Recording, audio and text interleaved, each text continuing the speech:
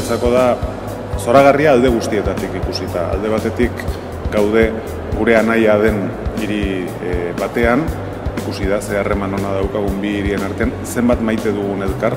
Espero fundamentalmente que esa muy buena relación que tenemos entre las dos ciudades pues se vaya estrechando todavía más si cabe, en un contexto y en un momento en el que, siendo dos ciudades europeas, pues ciertamente creemos ambas, que es más necesario que nunca seguir trabajando y colaborando, ¿no?